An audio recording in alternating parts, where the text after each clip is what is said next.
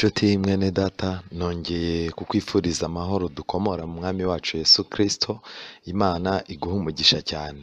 Njyewe ndi Musoni Flavien kandi uyu ni wa mwanya w'amahirwe wacu wo kwiga ijambo ry'Imana, aho turimo kwiga igitabo cy'umugenzi volume ya mbere. Tugeze ku cyigisho cya 19 cyitwa bwihebe, aho tugiye kureba ububasha bwo kwiheba, icyo kwiheba gushobora gukora ku muntu, ariko nanone turebe n'amasezerano Imana yatanze ku muntu ufite ibibazo nk'ibi byo kwiheba. Reka rero mbere yuko tugira icyo twiga tubanze dusenge. Uwiteka Mana nziza, izina ryawe rihabwe icyubahiro. Wowe wadushakiraga umunezero kuva waturema, ariko Satani utifuza ko tumererwa neza azana mu isi akaga gakomotse ku cyaha, ndetse iryo riba itangiriro ryo kwiheba kw'ikiremwa muntu.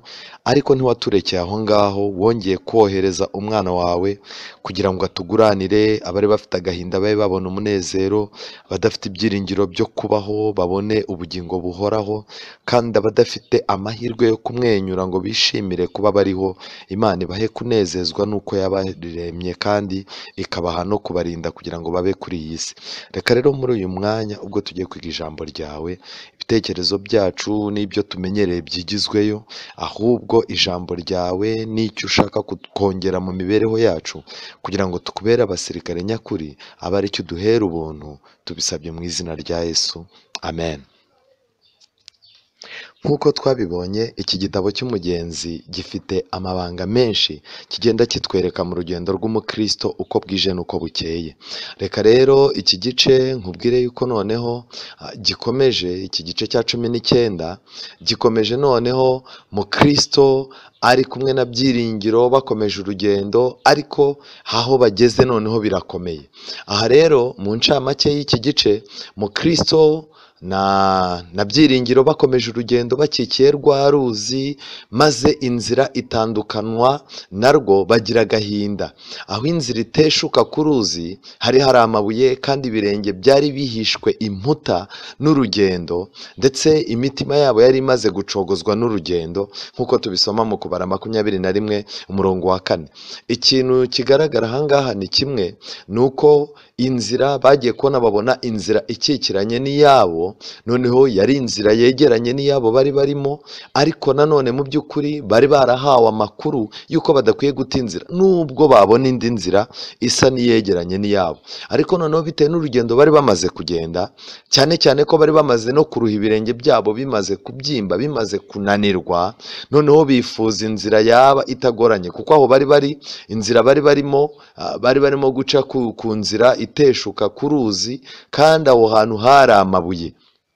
Bagenda rero ariko bifuza indi nzira. Imbere yabo hari urwuri ibumoso, kandi hari n'irembo ryinjiza mu rwuri rwitwaga urwuri rw'inzira iteshuka.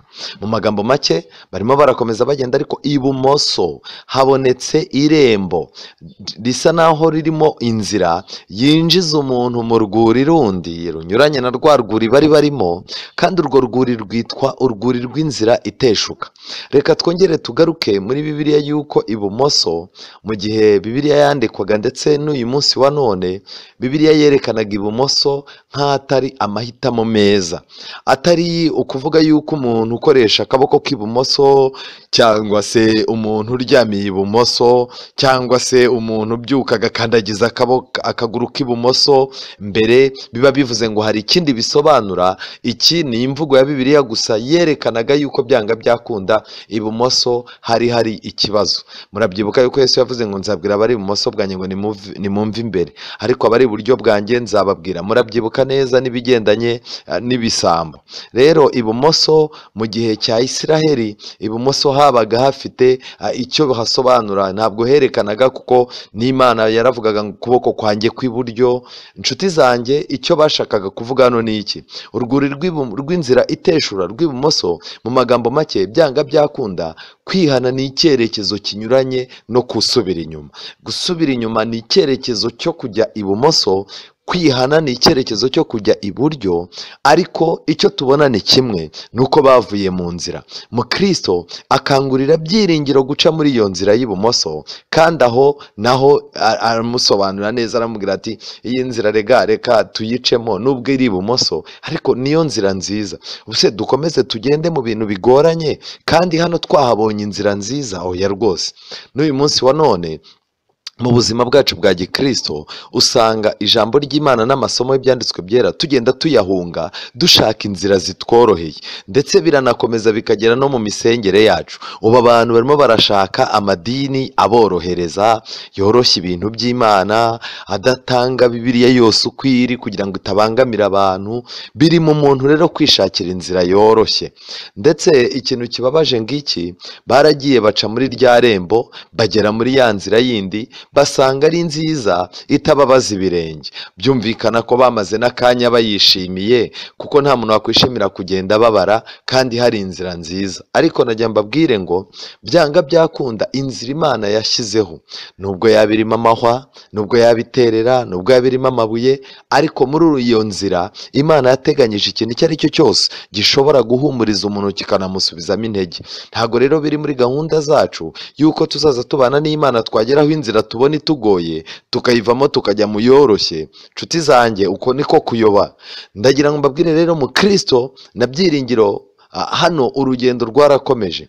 Imbere yabo muri iyo nzira bahuye n'umugabo imbere yabo witwaga Mwiyiringira. Bamubaza aho inzira ijya, ababwira ko ijya mu ijuru. Ba Mukristo bashimishwa n'uburyo iyo nzira ari nziza kandi ikaba ijya mu ijuru, barangije baramukurikira. Nshuti zanjye, uyu munsi wa none niba hari ikintu kibi cyane ni ukwiyiringira. Kwiyiringira bituma uburinzi bw'Imana n'ubushishozi bwayo n'ubushishozi ijambo ry'Imana ritanga no kwinginga kwa Mwuka Wera akangurira umutima ngo ukanguke, ibyo bintu byigizwayo. Niyo mpamvu umuntu wiyiringira byanga byakunda agomba guhura n'akaga. Mu gihe bari bari muri urwo rugendo bagenda, igitabo cy'umugenzi gihita kivuga ko bwahise bwira, umwijima uba mwinshi, ntibareba wa wundi ubari imbere, ari we Mwiringira, kandi Mwiringira agwa mu rwobo. Mwiyiringira uyu nguyu yaguye mu rwobo nyir'igikingi yateze abiyiringira, abapfu bihimbaza ngo bajye bagwamo.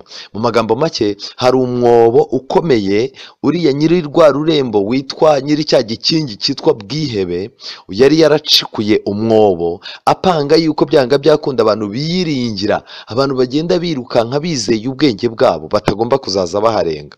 Rero muri iryo joro Mwiyiringira yakomeje kubajya imbere atazi uko bimeze, arangije agwa muri rwa rwobo rurerure. Ba Mukristo noneho barangije bagiye kumva bumva arimo arataka, kuko yaguyemo aravunagurika.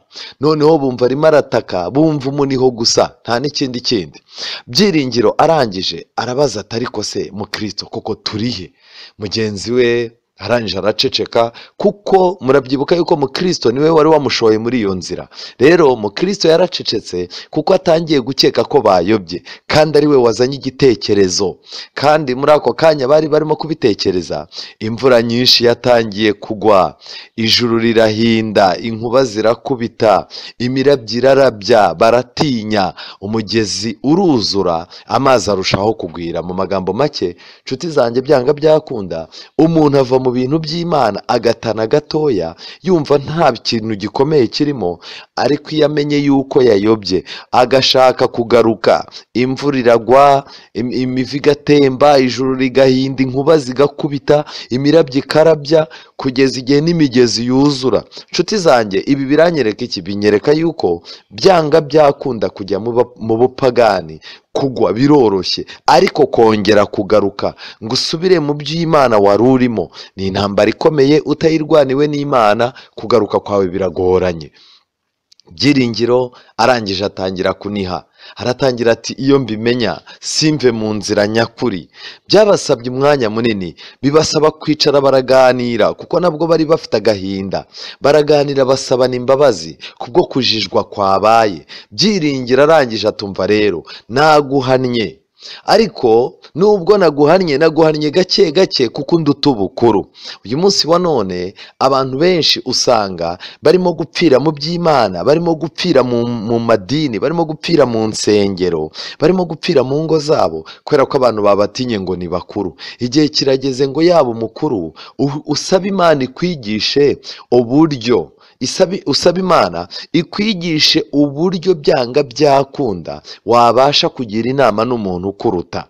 Kubera iki? Ijambo ry'Imana rirabivuga neza, kuko umuntu wabanye n'Imana akabana n'ijambo ryayo. Zaburi 119 ifite amagambo akomeye, umurongo wa 98, ibyo wategetse. Zaburi 119 umurongo wa 98, ibyo wategetse bituma ndusha abanzi banjye ubwenge, kuko bihorana nanjye iteka. Mfite ubwenge buruta ubw'abigisha banjye bose, kuko ibyo wahamije ari ibyo nibwira. Ndajijuka nkarusha abasaza, kuko njya nitondera amategeko wigishije. Amen. Mu magambo make, umuntu wigishijwe ijambo ry'Imana, akigishwa amategeko y'Imana, agatozwa kubaha Imana mu buzima bwe bwose, ashobora kugira ubwenge ndetse akaba yagira n'inama yabasha guha abantu b'abasaza. Kubw'ibyo rero, mu Byiringiro aha yakoze ikosa gutinya umuntu kumugira inama ngo nuko akuruta ubukuru bw'imyaka, nuko akuruta ubukuru bwo mu muryango, nuko akurusha ubukuru bw'uko amaze igihe kirekire mu idini, mu itorero. Ibi bintu ntabwo ari byo. Uba ukwiye kugira umuntu inama, kuko nicyo ijambo ry'Imana riduhamagara. Byiringiro arangije ati ariko rero ibi bintu reka bitubera isomo. Barangije biyemeje gusubira inyuma, gusubira mu nzira bari barimo, kandi Byiringiro ajya imbere, kuko yabwiye mu Kristo ko umutima uhagaze wamutera kongera kuyoba. Mu magambo make, buriya nagira mbabwire ngo Byiringiro yaratekereje cyane. Yabwiye mu Kristo, aramubwira tumva rero nyihanganira, kuko wowe urashaka kujya imbere nibyo, ariko wibuke ko ufite umutima uhagaze. Deja twamaze kuyoba, none nuramuka ugiye imbere ufite n'uwo mutima uhagaze, kubona inzira ntago bishoboka. Reka mbabwire inshuti zanjye, ijambo ry'Imana ritubwira ngo iki? Riratubwira ngo mwituze no mu byiringiro nimwo tuzahererwa agakiza. Kubw'ibyo rero, mu gihe umuntu adatuje, byanga byakunda iby'agakiza kugira ngo abyinjiremo biramugora. Ni nayo mpamvu umuntu wayobye akwiye kubwirwa yuko Imana imukunda, akwiye kubwirwa yuko Imana imwitayeho, ariko kumuhahamura no kumubwira ngo niyongere yigarure ntabwo yabishobora, uretse gusaba Imana ikamujya imbere ikamuzana, kuko ari n'amasezerano yayo. Kandi uretse ibyo, humvikanye ijwi rivuga ngo werekeze umutima kuri ya nzira nyabagendwa, ya nzira wabanje kunyuramo, hindukira usubireyo. Mu mitima yabo hari ijwi ribabwira amagambo ari muri Yeremiya 31 umurongo wa 24. Yeremiya 31:24, aya magambo aravuga ngo werekeze umutima kuri ya nzira nyabagendwa. Inzira nyabagendwa ni iyihe? Ni inzira yemewe Imana yaciye kugira ngo bacemo bajya i Siyoni. Ya nzira wabanje kunyuramo, hindukira usubireyo. Mu magambo make, iri ni ijwi Imana iganiriza umuntu wavuye mu nzu y'Imana, umuntu watandukanye n'itorero, umuntu wataye iby'Imana, wahoze aririmba akaba atakibikora, wahoze abwiriza akaba atakibikora, wahoze aza gusenga akaba yarabihagaritse. Iyo yumvise iri jwi rimubwira ngo werekeze umutima kuri ya nzira nyabagendwa, yandi wahozemo kera, yandi yaguheshaga amahoro, yandi yaguheshaga umutekano, yandi yaguhaga ibyiringiro, ya nzira wabanje kunyuramo, ukeneye guhindukira ukongera ugasubirayo. Nibwo ujya kumva ukabona umuntu agarutse mu rusengero, nta muntu wamusuye, nta muntu wamugezeho, nta muntu wamwijeje ibindi cyangwa ngo amubwire amagambo ateye ubwoba. Imana ujya kubona ukabona umuntu wayo irongeye iramugaruye. Rero nta kindi cyabaye, nubwo bari bafite umushinga mwiza wo kugaruka, ariko amazi yo yaruzuye cyane ku buryo gusubira mu nzira bitera akaga, bibatera akaga. Maze mu Kristo arangije aravuga ngo ni ukuri, menye ko kuva mu nzira turimo bibanguka cyane, ariko kuyisubiramo twayivuyemo byo biragoranye cyane. Nshuti zanjye, biroroshye kugwa. Umuntu ashobora kwicara uwo munsi akarara avuye muri korari, umuntu ashobora kuva uwo munsi akarara avuye mu gakiza, akarara avuye mu murimo w'Imana, akarara atandukanye n'itorero ry'Imana, kandi koko ako kanya agahita agenda ibyaha byose yakoraga akabisubiramo. Niyo niba yari indaya azajya mu buraya, usanga aracyabukora kandi nubwo yaba amaze imyaka 10 mu gakiza. Usanga Satani yarakubikiye uburyo wakoreshaga mu gipagani, usanga bukikuri hafi. Niyo mpamvu nta muntu usubira inyuma mu nzoga ngo umunsi wa mbere azinyweye icupa rimwe rihite rimukubita hasi, ahubwo usanga izo wanywa gukira umupagani ari nazo ukinywa. Usanga uko wakoreshaga uburyo tekinike wakoreshaga ukira umupagani utaramenya Imana, iyo usubiye inyuma ako kanya Satani arongera agahita aziguhera ku muryango, ku buryo kubana n'abapagani ntibikugora. Ushatse gutukana ntibyakunanira, ushatse kurwana ntibyakunanira, ushatse kugira icyaha icyo ari cyose usubiye inyuma biroroshye. Ariko nshuti zanjye, kuzacika iyo migozi Satani yagutegesheje, kuzacika ako kaga, kuzacika ubu bupagani kugira ngo wongere ugaruke ku Mana. Imivu iratemba, imyuzure ikaza, imvura ikagwa ntihite n'ibiki byose. Icyo mvuga imvura n'imivu ni iki? Ndashaka kuvuga yuko imitego ya Satani ayirunda mu nzira ku buryo ushaka inzira ikugarura ukayibura. Ariko iyo ukomeje kubana n'Imana, ukabwira Imana ko ukeneye ubutabazi, ushaka gukira, ukereka Imana ko utanejejwe n'izo nzira, ukabwira Imana yuko iminsi yo kujijwa imaze kukubana myinshi, ukeneye iminsi yo kwihana no kubana n'Imana, Imana iragutabara byanga byakunda. Mu gushaka inzira rero bahuye n'akaga ko kurengerwa, ndetse amazi yiyongeraga inshuro, kurengerwa kwiyongeraga inshuro 9 cyangwa 10. Barangije babona imigezi birakomeye, ntibari buyirohemo, barangije ngo basinzirira ku ruhande kugira ngo bategereze byibuze ko amazi yaza gusa naho aza kugabanuka, cyangwa se byibuze ko bucya. Ariko basinziriye hafi y'umusozi witwa Ishidikanyamana. Uyu musozi wari wubatseho igihome, kandi nyiri icyo gihome yitwaga Igihanda Bwihebe. Mu magambo make byanga byakunda, iyo umuntu ashatse kugaruka ku Mana, ibibazo bikamubana byinshi, atangira gushidikanya Imana. Iyo atangiye gushidikanya Imana rero, atangira kwerekana ko ibintu by'Imana bidashoboka, akerekana ko ibintu by'Imana hari n'ababirimo batanezerewe. Ariko kimwe mu bintu bibabaje, atangira gushaka mu bakozi b'Imana, atangira gushaka mu b'Imana yahamagaye, atangira gushaka mu bo basenganaga, atangira gushaka abandi banyantege nke nkawe bakora n'ibyaha bimeze nk'ibye. Bamwe abivuga ibyo bakora ku kuri, abandi akabashinja ibinyoma kugira ngo umutima utuze. Kandi aho hantu hafi hari Igihanda Bwihebe. Kubera iki? Mu magambo make, umuntu yavuye mu bintu by'Imana azi ko agiye gushaka umunezero, none yageze mu by'isi, umunezero yawubuze. Ashatse no kugaruka mu by'Imana, noneho n'amahoro arayabuze, n'inzira arayibuze. Uyu muntu agira ubwihebe buteye ubwoba. Nshuti zanjye, ntago mbifuriza cyane kuzagwa muri ibi bibazo.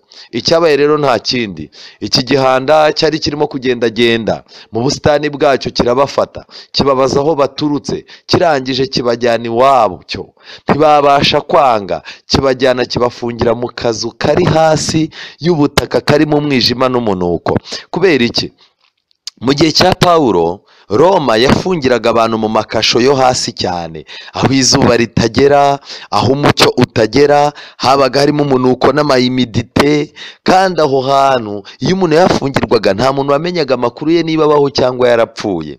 Mu gihe cya Yohana Bunyane kandi n'ubundi Roma yari igikomeje ya strategy yayo yo gukorera mu bihugu, ibyo bihugu bikarenganya abantu bubaha Imana. Ari nacyo cyatumaga Yohana Bunyane nawe yafungiwe mu tuzu two hasi, ahantu h'umwijima hakomeye. Kubw'ibyo rero icyo nashaka kubabwira ngiki, ubuzima bwe yari arimo n'ubwihebe yari arimo yabugereranyije n'iki Gihanda Bwihebe, yerekana ko gifungira abantu mu tuzu two hasi. Mu magambo make, Satani yagushyikiriye akagufungisha ikintu cyitwa kwiheba, arakumanura akagufungira ahantu ku buryo umucyo w'Imana utakugeraho. Ni nayo mpamvu umuntu wihebye uzasanga umwijima ndetse n'umubabaro biramugota, bikamukorera akantu kameze nk'akazu k'akazitiro. Mukristo na Byiringiro bamazemo iminsi 4 n'amajoro 4 batarya batanywa, batabona umucyo cyangwa ubasuhuza uwo ari we wese. Bari batandukanijwe n'inshuti n'abakunzi babo. Inshuti zanjye, ibi bintu birakomeye cyane. Buriya kwiheba, icyambere kurabanza kugutandukanya n'umucyo. Ijambo ry'Imana ryaguhumurizaga ukumva ntabwo urishakaho igisubizo. Kwiheba kandi kugutera kumva utegereje umuntu wagusuhuza cyangwa se inshuti cyangwa umukunzi wageraho hafi. Ariko kimwe mu bintu bibabaje nuko kwiheba kukumvisha yuko byanga byakunda butari bwire nta muntu urakugeraho, utari buburare nta muntu urahagera, utari bugire ikibazo cy'amafaranga kandi ufite abantu benshi musengana. Ariko najya nkubwire ngo kwiheba kuguha amasaha, kukakubwira ngo nibiramuka birangiye iri joro nihatagira ukugeraho, mu masaha nihatigira umuntu ugutabara, uzamenye ko nta bantu bazima musengana, nta n'inshuti ugira. Kandi koko ya masaha ujya kubona ukabona ararangiye, ukabona hari umuntu ubuze, wenda Imana yari yateganyije ubutabazi bwawe ko buzaza ejo. Ibi rero bituma abantu benshi bacika intege, ndetse abantu benshi bakumva ko Imana yabatereranye. Zaburi ya 88, Zaburi ya 88, ijambo ry'Imana riravuga ngo iki? Zaburi 88 umurongo wa 18 haranditse ngo, ni amagambo nkunda cyane. Zaburi haranditse ngo, byangose nk'amazi umunsi urira, byanzengurukiye byose icyarimwe, abakunzi banjye n'inshuti zanjye wabatandukanirije kure yanjye, abamenyi banjye bagiye mu mwijima. Hano umurongo wa 17 yaratangiye ngo, umujinya wawe w'inkazi urandengeye, biteye ubwoba byawe biransembye, byangose nk'amazi umunsi urira, byanzengurukiye byose icyarimwe, abakunzi banjye n'inshuti zanjye wabatandukanije kure yanjye, abamenyi banjye bagiye mu mwijima. Mu magambo make, abajyaga bakugira inama bajya kure, abavandimwe abakunzi n'inshuti bagatandukanywa nawe. Ibyago bikugota nk'amazi umunsi ukira, kandi bikakuzenguruka byose bizira icyarimwe. Nshuti zanjye, niyo mpamvu kwiheba ni ikintu gikomeye cyane. Mukristo arangije arusha mugenzi we kubabara kuko yatumye bayoba. Ijoro rya mbere rero, ijoro rya mbere cya gihanda cyari gifite umugore wacyo witwa Nyirabyiringiro bike. Mu magambo make, kwiheba gutuma umuntu agira n'ibyiringiro bike byo kurokoka. Nicyo barimo gusobanura hano. Iyo kwiheba kwamaze gushyingiranwa n'ibyiringiro bike, umuntu aba ageze ahaga.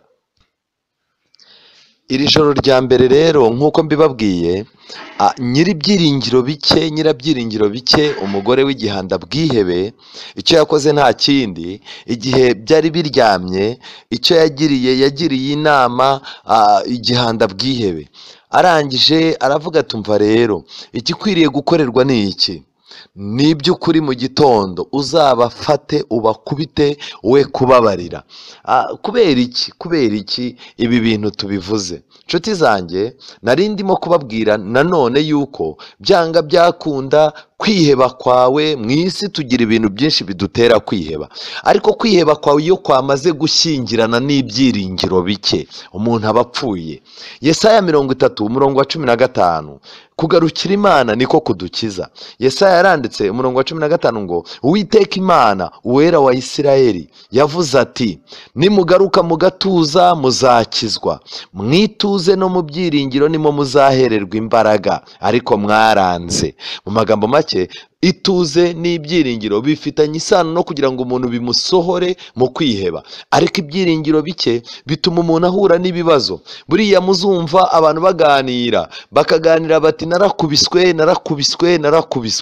Ijambo ry'Imana ritubwira ngo iki? Muri Yesaya igice cya mbere umurongo wa 4 haranditse ngo, dore wa bwoko bukora ibyaha we, abantu buzuwemo no gukiranirwa, urubyaro rw'inkozi z'ibibi, abana bonona baretse Uwiteka, basuzuguye uwera wa Isirayeli baramuhararuka basubira inyuma. Niki gitumye mushaka kugumya gukubitwa muzira gukabya ubugome?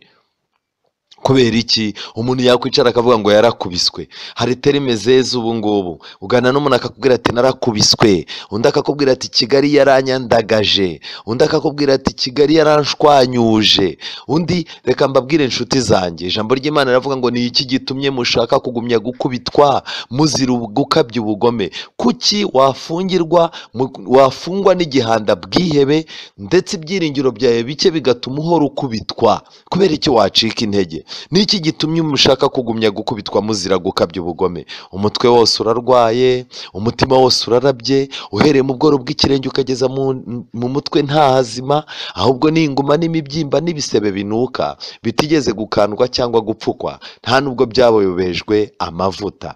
Rero nshuti zanjye, iki ni ikintu gikomeye nagira ngo nkwereke yuko ukwiye gusaba Imana ikagusohora mu kwiheba, kandi Imana yatanze umuti. Ikintu cya kabiri rero gikomeye, umunsi wa kabiri noneho waraje. Uwo munsi cyarabakubise cya gihanda bwihebe, ariko gitashye baryamye nyirabyiringiro bike yongera gutanga inama. Ntibabasha kwihindukiza ba mukristo, kiragenda kibasiga biganyira amaganya menshi no kuribwa kwabo kubamerera nabi. Muri iryo joro rero nibwo cyongeye nanone kiganira n'ikigore cyacyo. Noneho rero ikigore cyacyo kikibwira yuko kiri busabe ba mukristo kwiyahura. Umunsi wa gatatu rero waraje, cyababwiye kubakoresha ko bakoresha intambi, bagakoresha umugozi bakiniga, cyangwa bakanywa umuti wica ibyo twita aside. Kibabwira ko kubaho ubwo birimo imibabaro myinshi birutwa no gupfa. Kiba cyarabishe nuko cyafatwaga n'igicuri. Mu magambo make, noneho kwiheba gutangiye kongorera abantu b'Imana yuko n'ubundi kubaho ari ukuvunika.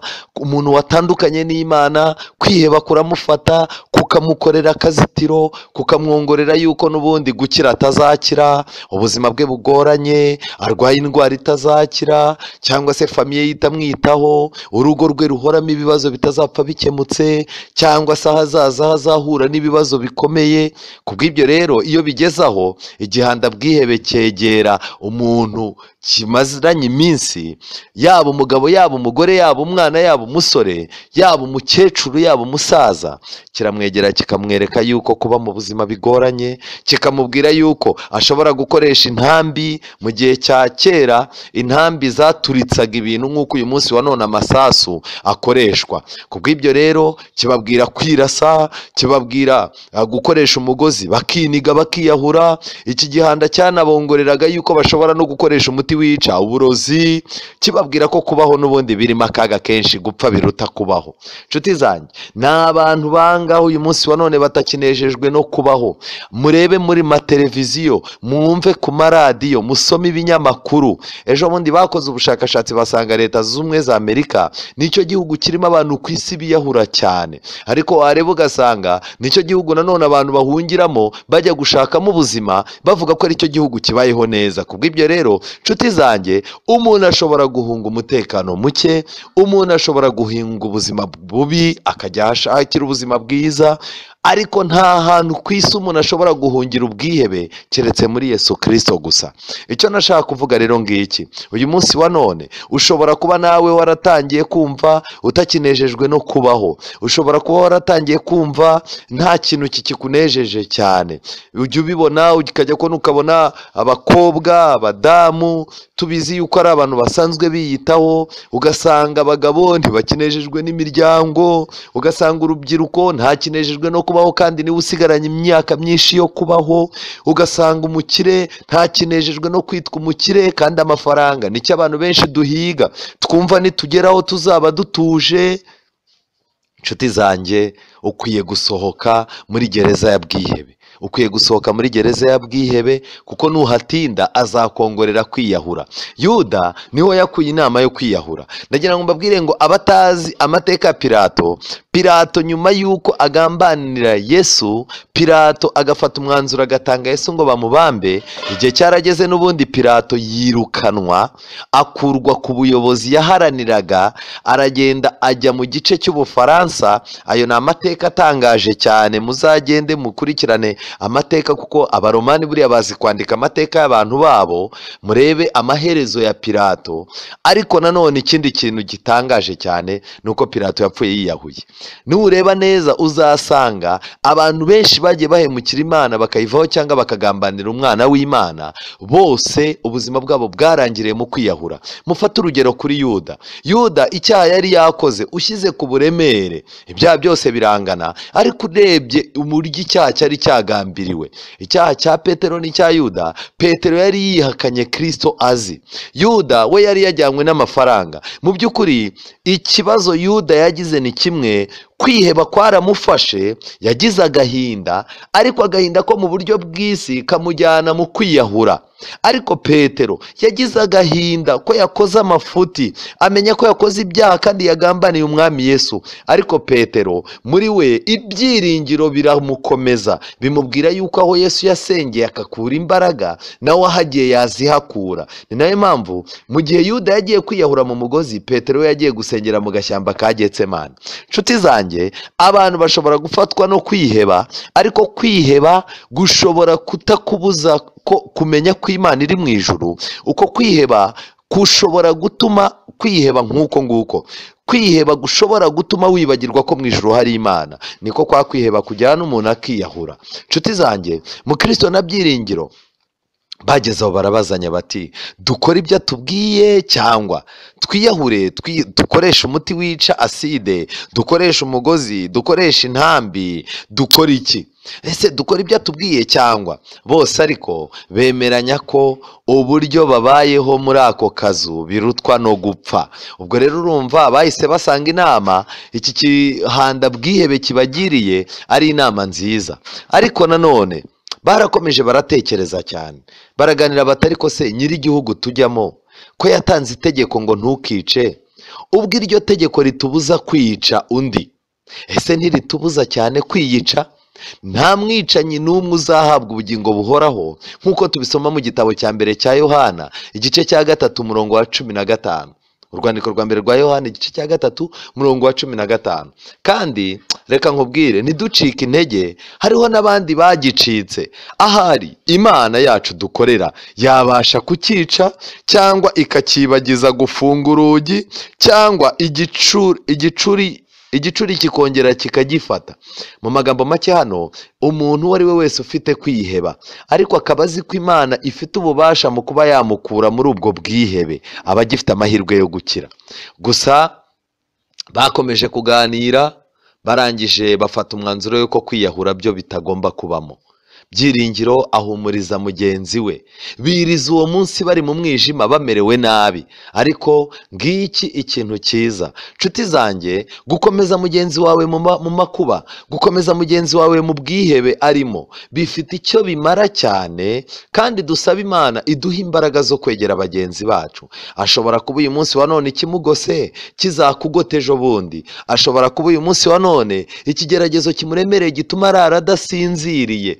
Kwiheba kwamubereye nk'inzu akingiranyemo. Bishobora kuba icyamubayeho uyu munsi nawe cyangwa njye kizatubaho mu minsi iri imbere. Ni nayo mpamvu byanga byakunda gufasha undi ukamukingurira inzu y'imbohe uba ukoze cyane.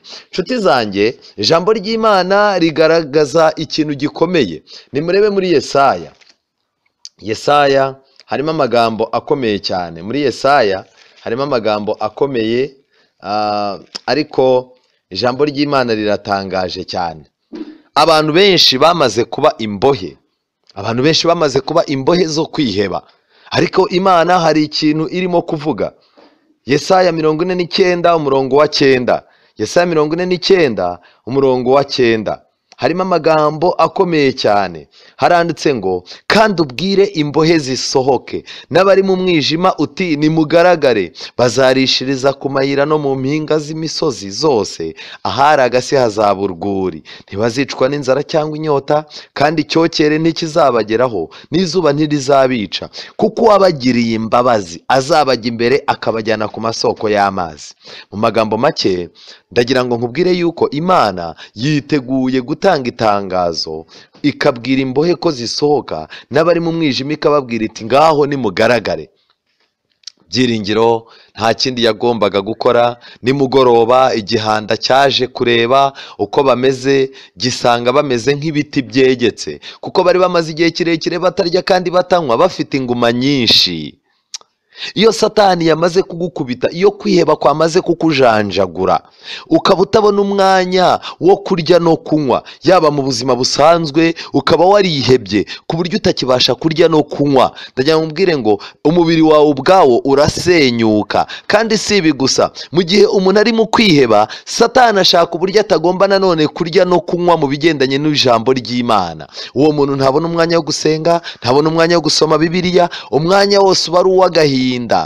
Satani amwumvisha imigani ikomeye, usanga wa muntu ameze nk'igiti cyegetse. Bibiliya ivuga yuko umukiranutsi azagereranywa n'igiti cyatewe hafi y'umugezi, ariko noneho iyo umuntu kwiheba kwamaze kumuherana, ahita amera nk'igiti cyegetse. Wibuke neza igihe Yesu yari amaze kugwa, abadamu bakamuzanira amazi yo kunywa. Murabyibuka neza mu gihe bari bagiye kujya kumubamba, Yesu yaregutse yitegereza ba badamu bamaze kumuha kutuzi, arangije arababwira ati, mwa bagore mwe nimwiririre mwe n'abana banyu, ibi ko bibaye ku giti kibisi cyumye bizacura iki? Nshuti zanjye, igiti gishushanya umukiranutsi, ariko iyo bavuze ngo igiti kiregetse, ni ibihe bigoranye, ni ibihe bikomeye wa muntu yahuye nabyo, kandi ibi bihe bigatuma atabona umwanya wo kurya iby'Imana, atabona umwanya wo kunywa iby'Imana, kandi akaba afite inguma nyinshi Satani arimo kumwereka.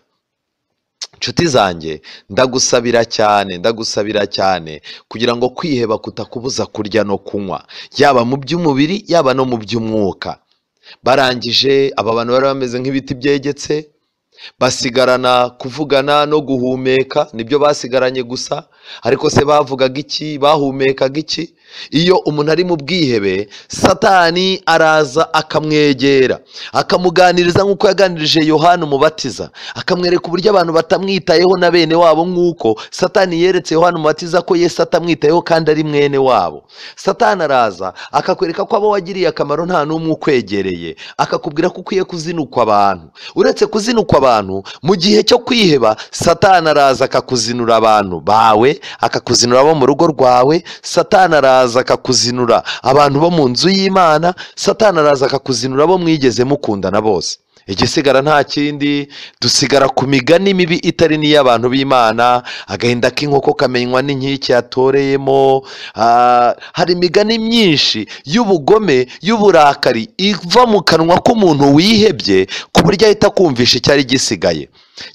Cya gihanda rero cyababwiye ko bazifuza icyatumye bavuka, bahinda imishyitsi cyane.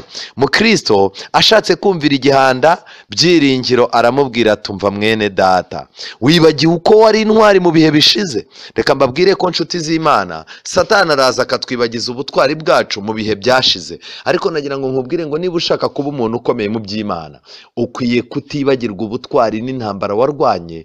Ukwiye kwibuka ko atari cyo kintu cya mbere uba uciyemo, kuko hari n'ibindi Imana yagucishijemo kandi n'iki kiba kizatambuka.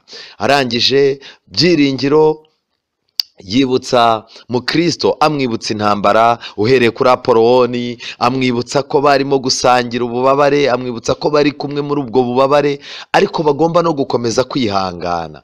Yarakomeje ati, uribuka mu isoko kutatinyaga iminyururu, nuko twihanganye cyane. Nshuti zanjye, mu gitabo cy'Ibyahishuwe Yohana yavuze icyo abana b'Imana basangiye. Igitabo cy'Ibyahishuwe igice cya mbere umurongo wa 10, Yohana yanditse amagambo akomeye cyane. Ku munsi yanditse n'umurongo wa 9, igice cya mbere umurongo wa 9, Ibyahishuwe: njyewe Yohana mwene so musangiye amakuba n'ubwami no kwihangana biri muri Yesu, nari ku kirwa cyitwa Patimo bamuhora ijambo ry'Imana no guhamya kwa Yesu. Muri Yesu rero harimo ibintu bitatu: harimo amakuba, harimo ubwami, hakabamo kwihangana. Ni nayo mpamvu nshuti zanjye, ibi ngibi byose byerekana iki? Byerekana yuko abantu b'Imana bagomba gukomera.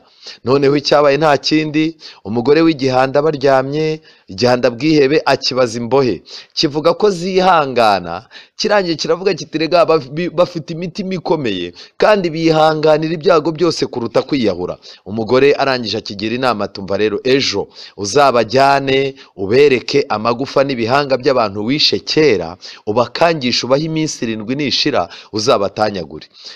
Iki ni cyo kintu cya nyuma. Buriya iyo Satani yabuze uko agenza umuntu, atangira kukwereka isanduku, akwereka igituro, yereka abantu b'Imana ko nta kindi kintu gisigaye uretse urupfu.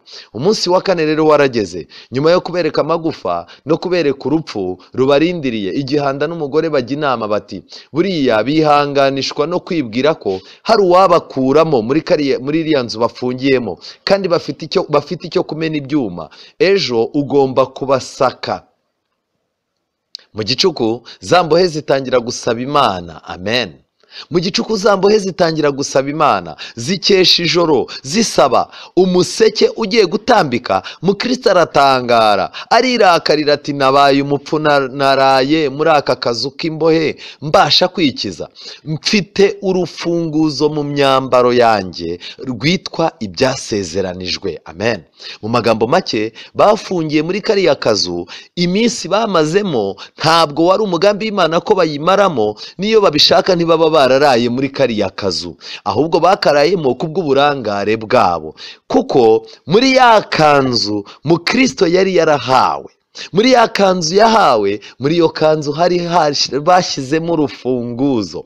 Urwo rufunguzo Mukristo yahawe cya gihe ku musaraba, ikanzu yahawe aguranirwa imyenda, yarangiza agahabwa n'umuzingo. Muri ya kanzu hari harimo urufunguzo. Uru rufunguzo rwari rufite ubushobozi bwo gufungura inzugi zose, kandi uru rufunguzo rwitwaga ibyasezeranijwe. Nshuti zanjye, nagira mbabwire ngo iminsi tumara mu kibazo, iminsi tumara mu kigeragezo, iminsi tumara kwiheba kwaraduheranye, iyo minsi iterwa nuko tutigeze twisaka. Mu by'ukuri Imana ni urukundo, ntishobora kwemera ko tuzaca ahantu tudafite ibyo tuzakenera aho hantu. Niyo mpamvu mbere y'uko twinjira mu byago n'amakuba n'ibigeragezo, Imana ishyira mu mifuko yacu amasezerano yayo.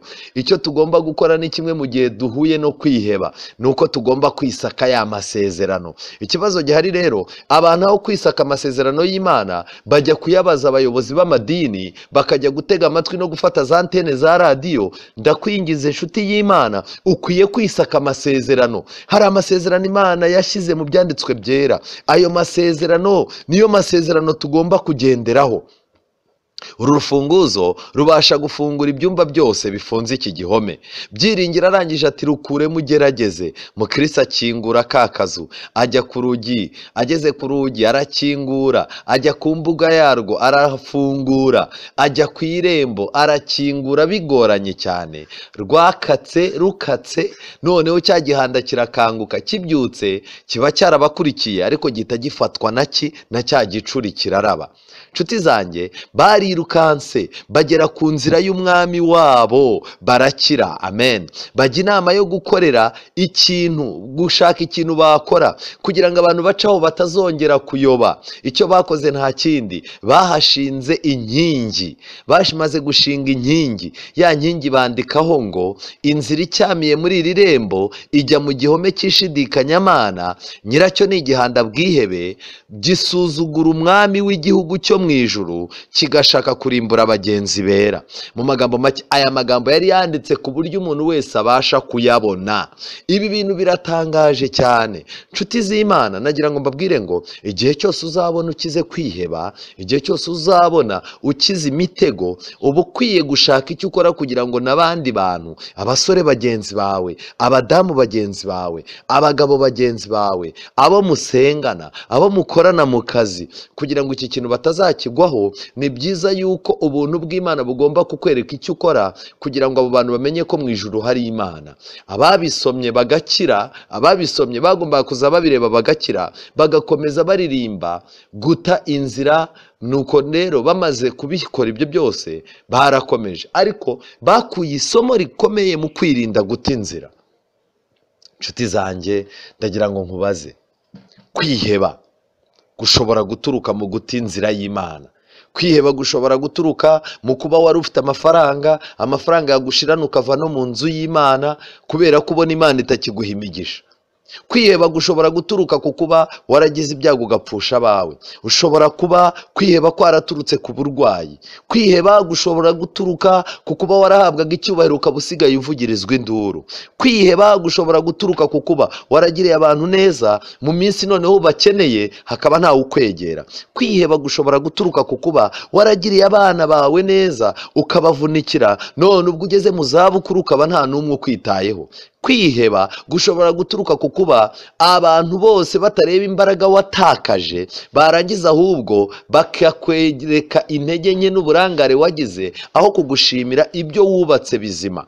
Nshuti zanjye, uku kwiheba kumaze kumera nk'akazu, kandi mbega uburyo kwiheba gufasha abantu benshi, abanyapolitike, abayobozi b'amadini, abavugabutumwa b'ibitangaza, abanyamafaranga bakomeye n'abantu bavuga ari kijyana n'abanyempano. Muzajya kumva mwumve ubuzima bwabo burihebye, ndetse abantu nk'abo ngabo muzasanga agahinda kabagose karabubatseho nk'inzu. Satani arimo arafata abantu akabafungira mu cyumba kitagerwamo n'umucyo.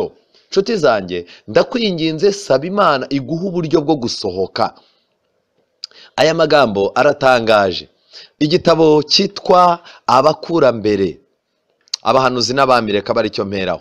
Mu gitabo cyitwa Abahanuzi n'Abami badusobanuriye ibya Eliya. Eliya wari intwari, Eliya wari umuntu ukomeye wishe abahanuzi ba Bali, ariko igihe cyarageze nawe acika intege afatwa no kwiheba. Reka kuri page 144 muri icyo gitabo ni ku cyigisho cya 12 cyitwa Kuva i Yezereli ukagera i Horebu. Baranditse ngo nyamara Eliya yagize imyitwarire akenshi ikunze gukurikira ukwizera gukomeye n'intsinzi ihebuje. Yatinye ko ivugurura ryatangiriye ku musozi Karumeli ridashobora kumara igihe, bityo Eliya afatwa no kwiheba. Eliya yari yaherewe ikuzo mu mpinga za Pisiga, ariko none ubu yari mu kibaya. Igihe yakoraga ibyo abwirijwe n'ishobora byose, yari yarabashije gutsinda ikigeragezo cyo kwizera gikomeye cyane. Ariko muri iki gihe cyo gucika intege, ubwo ibikangisho bya Yezebeli byumvikanaga mu matwi ya Eliya, kandi uko byagaragaraga Satani nawe akaba yarakoreraga mu migambi mibisha y'uwo mugore w'umunyabyaha, ibyo byatumye Eliya atakaza gushikama ku Mana kwe. Eliya yari yarahawe ikuzo birenze urugero, kandi yari yarabyitwayemo neza. Ariko Eliya yibagirwa Imana, maze afata urugendo arahunga, ajya kure kugeza ubwo yisanze mu ishyamba ry'inzitane ari wenyine. Kubera kunanirwa cyane, Eliya yicara munsi y'igiti cy'umurotemu kugira ngo aruhuke. Ubwo yari yicaye aho, araterura yisabira gupfa ati, Uwiteka, ndarambiwe, icyabimara ni uko ubu wakuraho ubugingo bwanjye, kuko ntaruta abasokuruza ubwiza.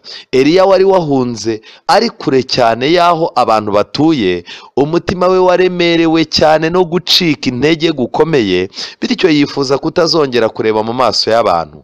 Amaherezo ubwo yari atentebutse agwa agacuho arasinzira. Nshuti zanjye, mu gihe cyo kwiheba, gusinzira, kugwa agacuho no gusinzira ni amahirwe Imana iha umuntu wihebye kugira ngo imitsi yo mu mutwe idaturika, kugira ngo umutima we udashwanyuka. Byanga byakunda nguko ukuntu Imana itunze abantu, yemera yuko ubanza kuryama ugasinzira, kuko ako gahinda ukagumanye kagushwanyuza. Rero nshuti zanjye,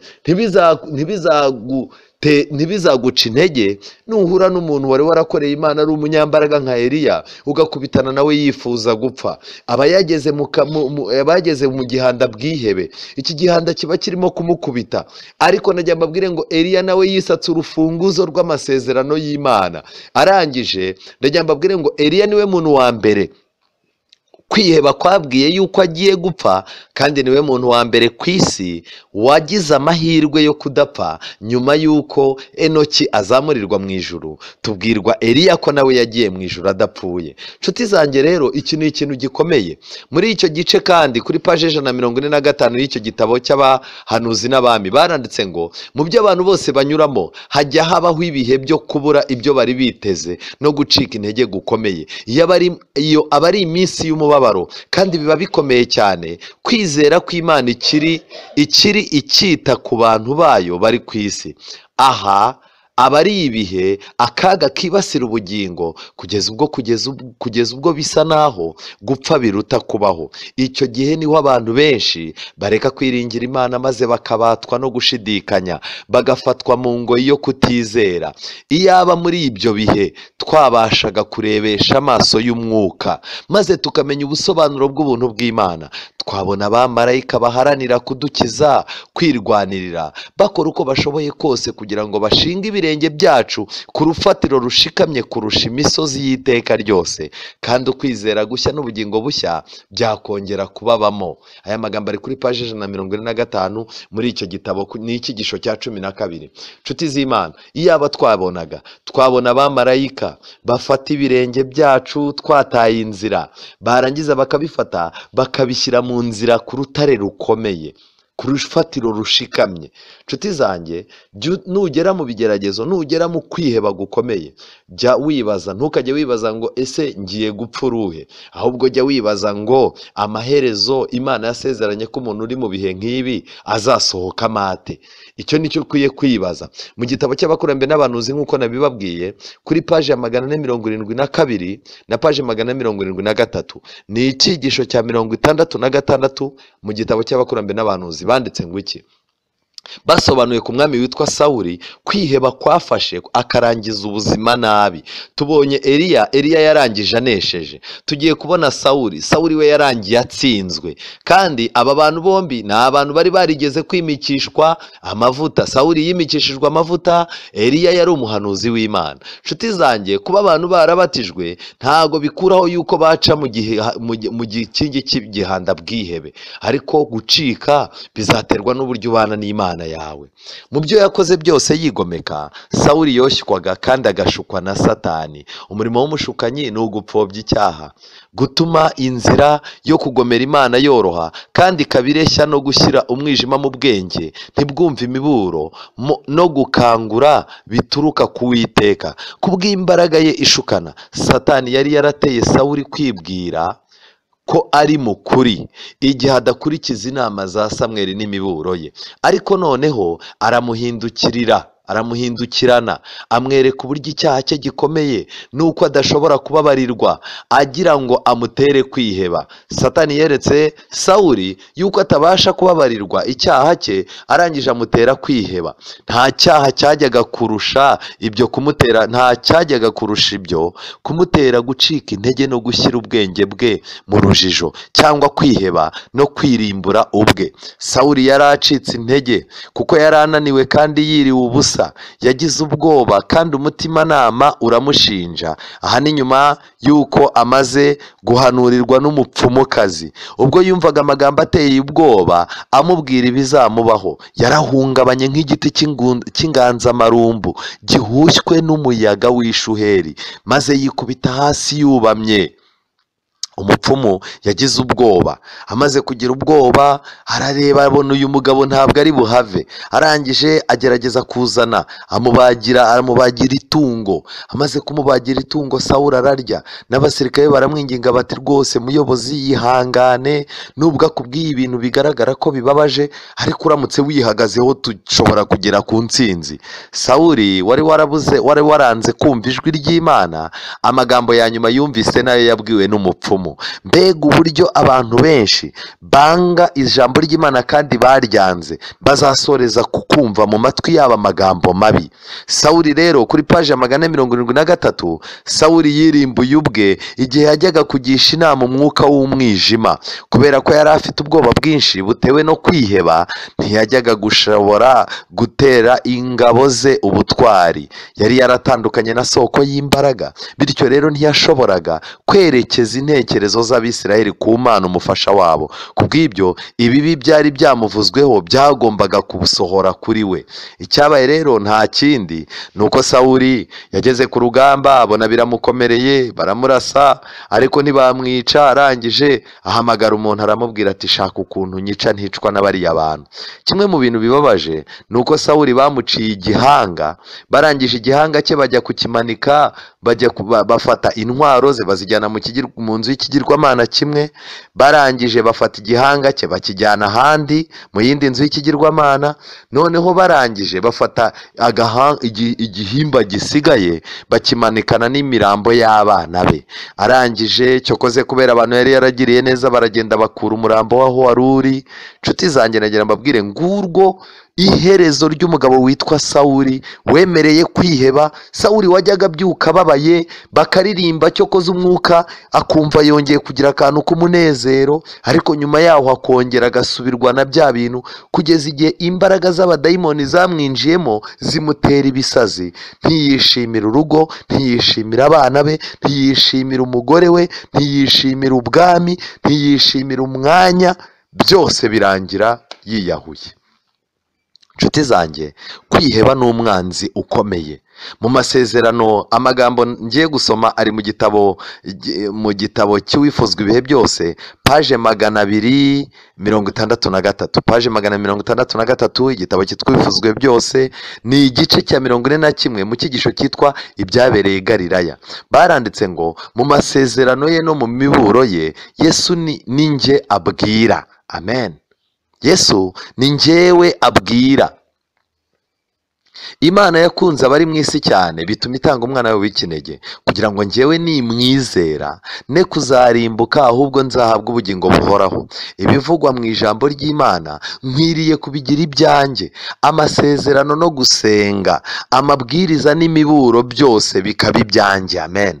Urufunguzo rugomba gukoreshwa, icyo ndimo gushaka gusobanura hano ni uko urufunguzo rugomba kugukingurira ugasohoka mu nzu y'imbohe, ugasohoka mu nzu y'uburetwa, ugasohoka mu nzu y'ubwihebe. Ni urufunguzo rwawe. Amasezerano y'Imana ukwiye kuyagira yawe, ntugendere ku masezerano ya pasiteri cyangwa yo mu bishop cyangwa y'umupadiri cyangwa y'undi muntu ukomeye cyangwa ya apotre. Igihe kirageze ngo ugendere ku masezerano y'Imana, wisa ku rufunguzo rwawe. Amasezerano aba ariyo ukoresha. Amasezerano no gusenga, amabwiriza n'imiburo by'Imana byose bikaba ibyanjye. Nabambanywe na Kristo ariko ndiho, nyamara si njye uriho ahubwo ni Kristo uriho. Ibyo nkora byose nkiriho muri uyu mubiri bikoreshwa no kwirizera umwana w'Imana wankunze akanyitangira. Kubera ko kwizera kwakira amahame y'ukuri, ayo mahame ahinduka igice kigize umuntu kandi agahinduka imbaraga ikomeza ubugingo. Nshuti yanjye, ndakwinginze, amasezerano, gusenga, amabwiriza n'imiburo by'Imana bikwiye kuba ibyawe. Isengesho rikenewe byihutirwa ni isengesho ryawe. Amasezerano akenewe sayo ukura kuri radiyo na televiziyo, sayo ukura ku muntu ukomeye mu bintu by'Imana. Amasezerano ya mbere nayo ugomba gukura mu ijambo ry'Imana akaba yawe. Amabwiriza akomeye ukwiye kuyakura mu ijambo ry'Imana, n'imiburo ikomeye ukwiye kuyikura ku ijambo ry'Imana.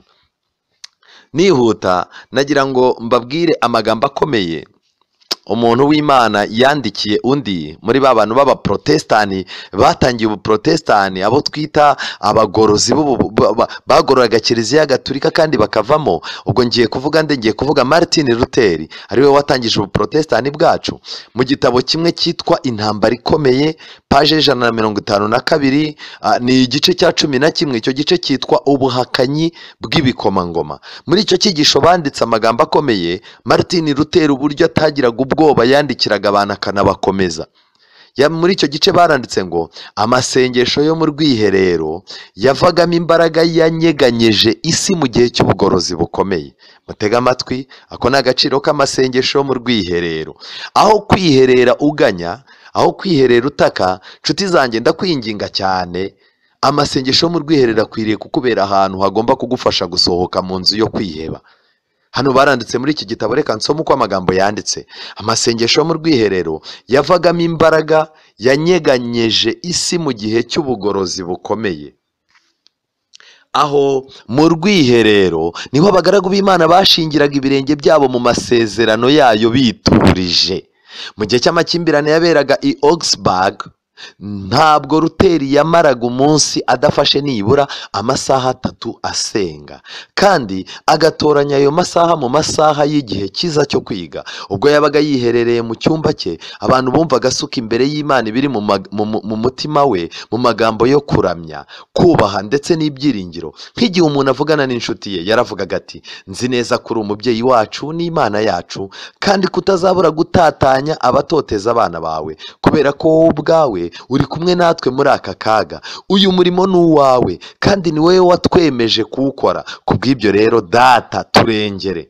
Martin Luther yandikiye Melanchthon wari uremerewe cyane n'umutwaro w'agahinda n'ubwoba, arangije aramubwira ati, ubuntu n'amahoro muri Kristo bibane nawe. Ngize nti muri Kristo ntabwo ari mu bisi. Amina. Nanga rwose urunuka ibyo biguhangayikishije cyane bikaguherana. Niba inzira wayobotse atari y'ukuri, yireke.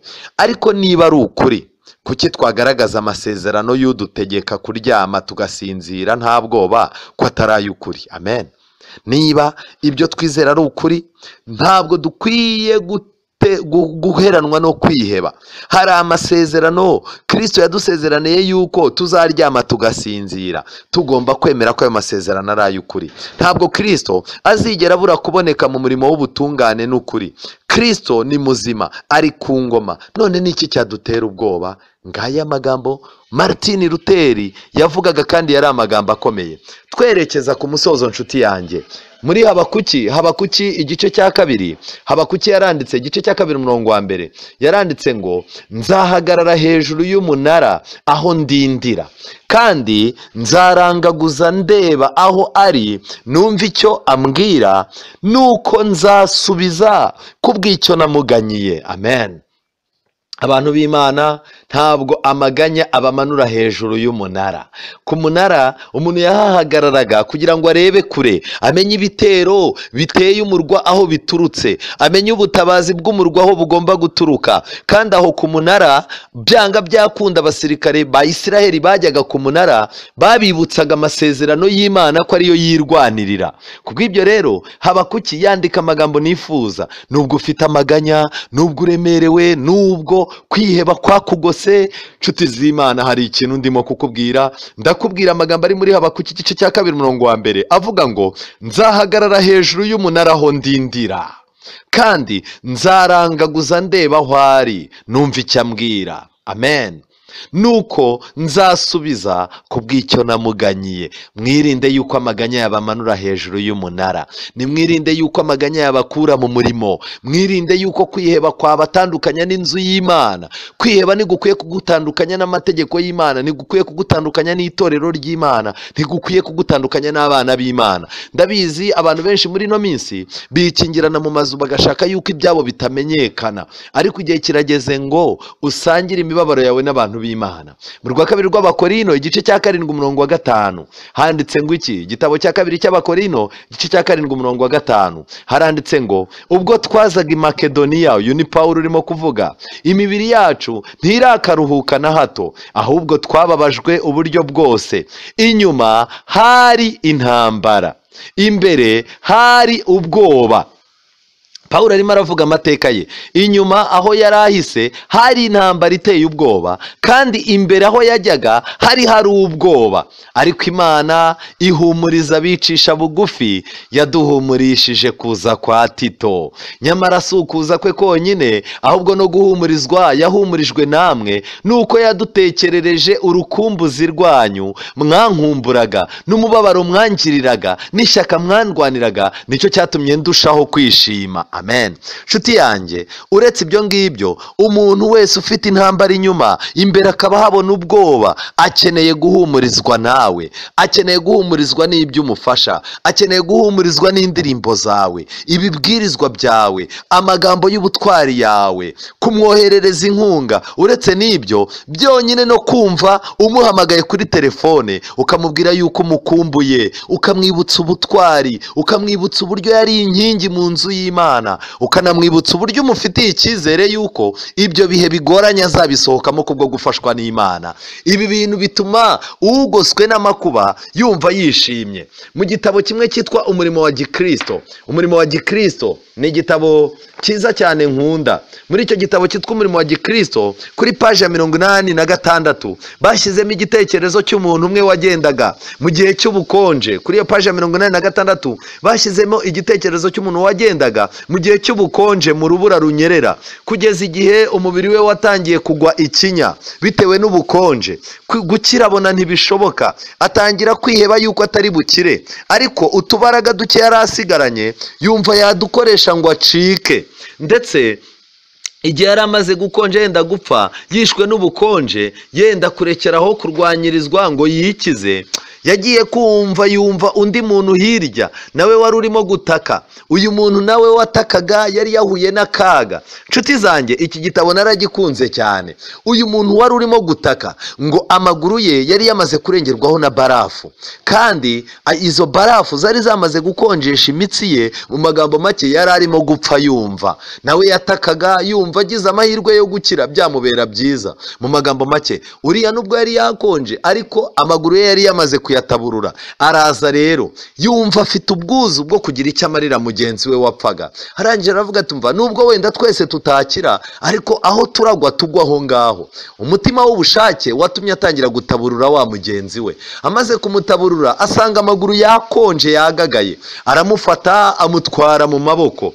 Ariko igihe yamutwaraga mu maboko byamusabye gukoresha imbaraga nyinshi, ndetse amaze kugenda yamaze umwanya munini yuzuye impuhwe, yirukanka mu rubura runyerera, atazi niba ari bubashe kurwambukiranya ngo arokore uwo mugenzi we. Igihe yari agejeje mugenzi we rero ahantu hatari ubukonje, hatari urubura, ukuri kwinjiye mu bitekerezo bye yuko mu guharanira gukiza mugenzi we nawe ubwe yabashije kwikiza. Umuhati wo gushaka gukiza mugenzi we washubije imbaraga mu maraso ye yari yatangiye gufatana nk'urubura mu mitsi ye, nuko bizana ubushyuhe bw'ubuzima mu mpera z'ingingo z'umubiri we. Amen. Nshuti zanjye, byanga byakunda, ndagira ngo nkubwire ngo kwita kuri mugenzi wawe, kumufasha, kumwitaho mu gihe agoswe no kwiheba, kumwitaho mu gihe agoswe no gucika intege, kumwitaho mu gihe yageze mu gikombe ku musozi w'ishidikanyamana, ukwiye kubikora ukamenya ko nawe bifite icyo bikumarira. Nshuti zanjye, byanga byakunda, mugenzi wawe w'umuririmbyi niba yaguye, gira icyo umumarira. Kandi nagira mbabwire ngo indirimbo zifite uruhare rukomeye mu gutuma abantu bongera kunezerwa. Ijambo ry'Imana, ibibwirizwa bifite ikintu gikomeye bikora ku mutima w'umuntu wari wihebye. Reka nkubwire ngo uretse n'ibyo, n'ubuhamya butangwa n'abantu Imana yakuye kure nabwo bushobora kugukingurira ukavamo. Ikindi uretse ibyo ngibyo, umutima nama ukwizeza ubutwari. Ndagira nkubwire ngo ibyo byose bishobora gufatanya. Ariko nshuti yanjye, ndakwinginze, kwiheba, niba kwiheba kwaragufashe ukaba usigaye uca imigani y'indushyi, ukaba usigaye uca imigani itari imigani yera, ukaba usigaye ucyurira abantu, umuntu yaba amerewe neza ukabona ntibigushimishije bitewe n'uko we kwiheba kwagufashe. Nshuti zanjye, ushobora kuba warihebye kubera amateka igihugu cyacu cyaciyemo. Ushobora kuba wihebye bitewe n'amateka y'ubutunzi bwawe ntazi. Ushobora kuba wihebye bitewe n'umubiri wawe n'amateka y'urugo rwawe ntazi. Ushobora kuba ubyara cyangwa utabyara. Ushobora kuba abana barakumereye nabi. Ushobora kuba wihebeshejwe n'umugabo wawe cyangwa umugore wawe. Ushobora kuba wihebeshejwe n'uko idini usengeramo bakuhinduye, bakuvuga ibitakubayeho, bakwita icyo utari cyo, kandi birakubabaza. Ariko uyu munsi ijuru riravuga ngo nimusohoke. Yesaya 49. Nshuti zanjye, umurongo wa 9 haratubwira ngo nimusohoke mwambohe mwe ko hamaze gukingurwa mwasohotse.